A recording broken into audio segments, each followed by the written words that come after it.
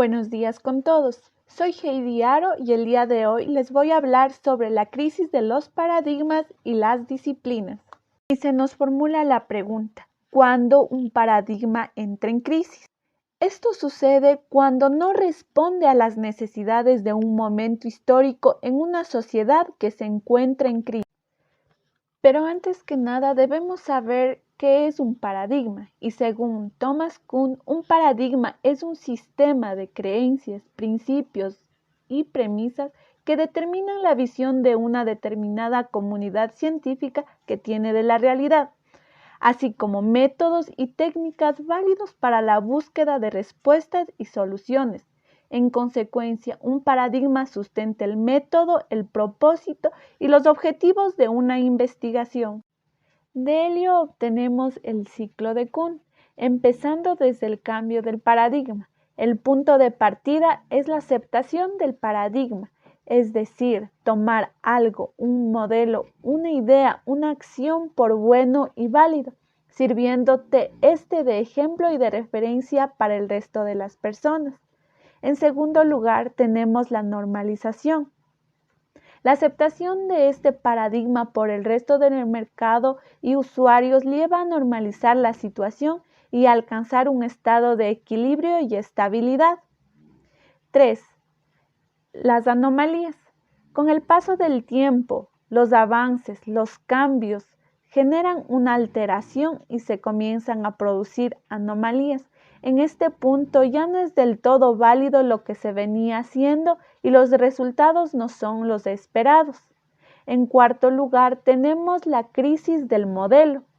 Una vez confirmado que las cosas han cambiado y el modelo anterior deja de funcionar, es cuando surge un periodo de crisis e inestabilidad.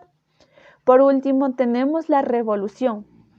Para salir de la crisis es necesario iniciar una revolución de las cosas tal y como se venían haciendo. Es crucial la aceptación de los cambios. En este punto se empiezan a formular nuevas ideas y creencias que funcionan, aunque solo han sido probadas por un grupo minoritario de personas y empresas. La última fase del ciclo es la del cambio de los paradigmas, que significa la aceptación del nuevo modelo, la aceptación de las nuevas formas que se van a hacer.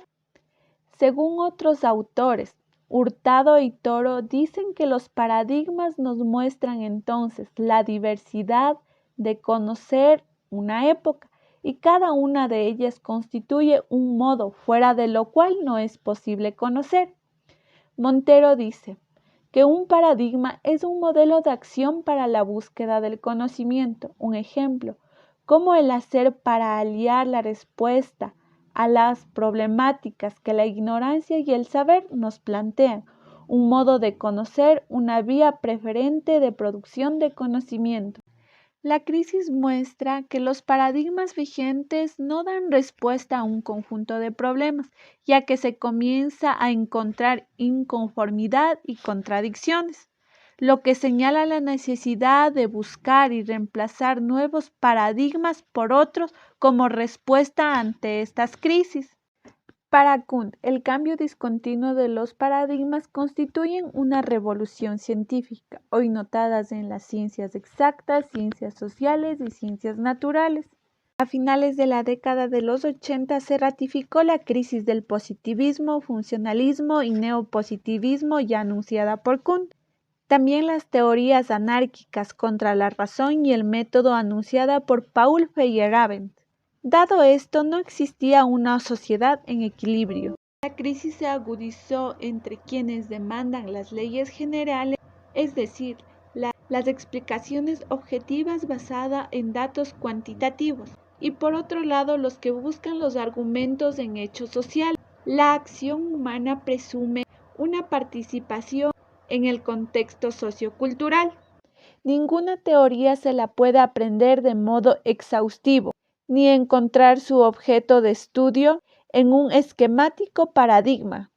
Hay que considerarla provisional, condenada a permanecer abierta, es decir, inacabada, insuficiente, suspendida sobre un principio desconocido, como dijo Edgar Morin, a partir de una postura epistemológica, pluralista y coherente, se debe integrar conocimientos que no sean antagónicos o contradictorios.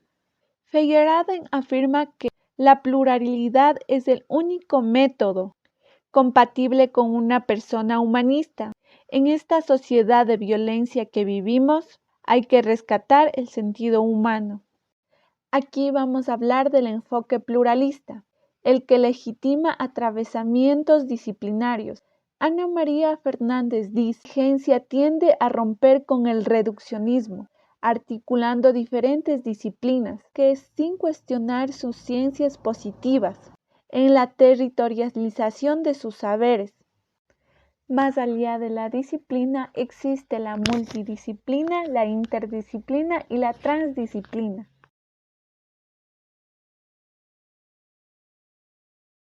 La interdisciplina articula dos o más de ellas en un equipo de trabajo, con un código y una metodología compartida. En algunos casos llegan a fundirse y configurar un nuevo objeto teórico.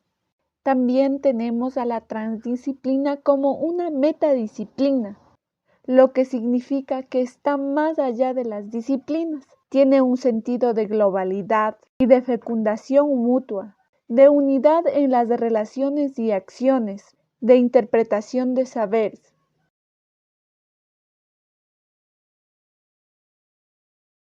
El primer momento empieza desde la intervención propia de la disciplina. El segundo momento escucha lo que el otro dice. Tercero, se cuestiona internamente los saberes. En cuarto lugar, sobreviene una confusión de cómo encarar los problemas.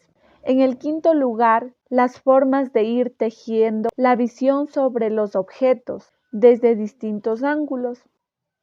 En el sexto lugar, se entrega el dominio de la comprensión del objeto a la revisión conjunta. Y por último, tenemos ampliar la conciencia, incorporando una visión organizada. En general, las transdisciplinas desarrollan la investigación cualitativa y el análisis del discurso, así como situaciones específicas de la vida cotidiana en microrealidades.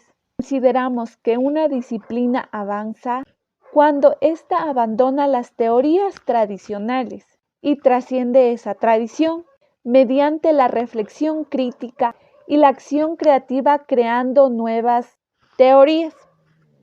Espero que mi intervención haya sido de su agrado. Muchas gracias por su atención y le doy paso a mi compañera.